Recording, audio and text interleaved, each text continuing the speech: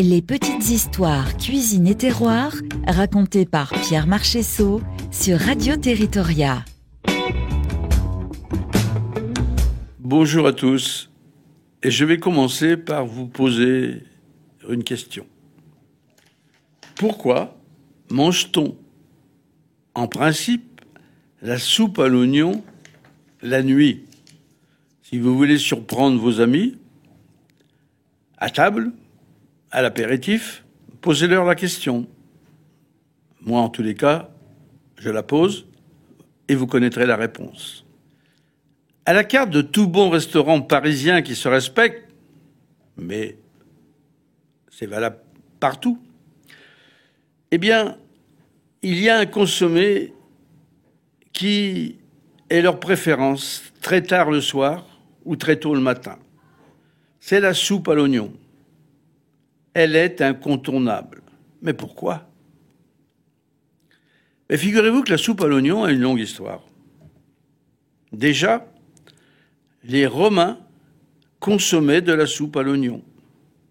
Ce plat a pratiquement toujours existé, et pour une bonne raison. L'oignon est un légume très facile à cultiver et il ne coûte pas cher. Quand on connaît la liste des ingrédients d'une bonne soupe à l'oignon, particulièrement économique, pas étonnant qu'elle ait de tout temps été un mets apprécié des familles, même des plus modestes.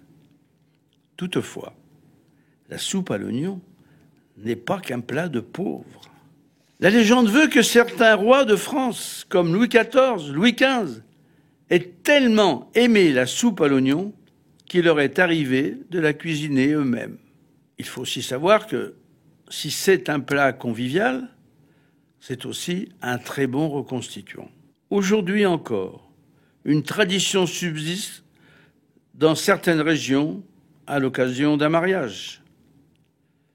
Des invités vont réveiller les jeunes mariés durant leur nuit de noces pour partager avec eux une soupe à l'oignon, parfois servie, excusez du peu, dans un pot de chambre, propre et neuf. Un bon moyen de reprendre des forces après une journée éprouvante et de partager un bon moment avec ses proches. Mais la soupe à l'oignon gratinée l'est avec du pain et du fromage râpé, telle qu'elle est servie dans la plupart des établissements de nuit, avec un fromage de la région. Et il a une autre raison d'être plus prosaïque. Elle remet sur pied après une soirée agitée et surtout bien arrosée.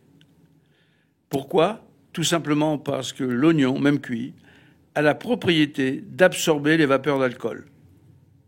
Immédiatement. Donc, c'est pas une raison pour en profiter. Alors maintenant, je vais vous donner la recette de la soupe d'oignon, de la soupe à l'oignon, mais la vraie, pas celle que chacun fait chez soi à sa façon. Pour 4 personnes, nous mettrons 4 oignons, des bons oignons jaunes des Charentes. On mettra 40 grammes de beurre doux, pourquoi pas des Charentes. Une cuillère à soupe de farine, farine T55, d'un très bon moulin. Et surtout, il va falloir la passer au tamis. Il faudra 1 litre de bouillon de volaille ou de légumes, bouillon clair. Il faudra du thym, 2 branches. Il faudra du bon sel et du bon poivre. Et il faudra du fromage. Eh bien moi, je conseille de la faire toujours avec un fromage fondant local si c'est possible. Mais ça ne sera jamais tant meilleur qu'avec du comté du Jura ou ce type de fromage. Mais également, on peut utiliser la cancoyote si on est dans la région de l'Est. Tous les fromages fondants peuvent être utilisés pour faire le gratin de la soupe à l'oignon. Alors bien sûr, il faudra du pain pour faire les croûtons.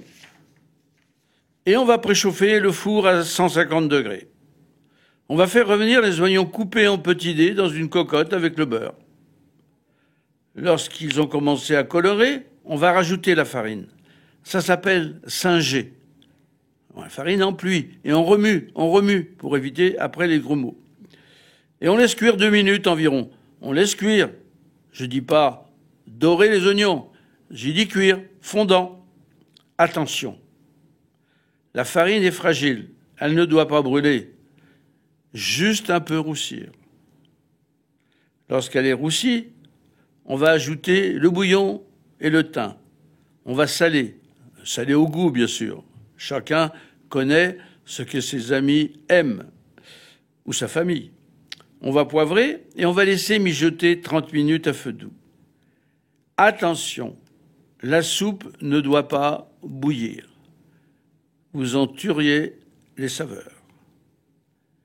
Et puis ensuite, soit on la mange dans un bol comme ça, soit on met du fromage râpé par-dessus et on le passe au grill pour que ce soit bien doré. Mes amis, si vous goûtez cette soupe et la faites de cette façon-là, vous ne l'oublierez jamais et vous en profiterez tout le temps. Et là, même les enfants peuvent en manger. Alors, profitez-en. Bon appétit et à bientôt. Les petites histoires cuisine et terroir racontées par Pierre Marchessault sur Radio Territoria. À réécouter en podcast sur radioterritoria.fr et sur toutes vos plateformes d'écoute habituelles.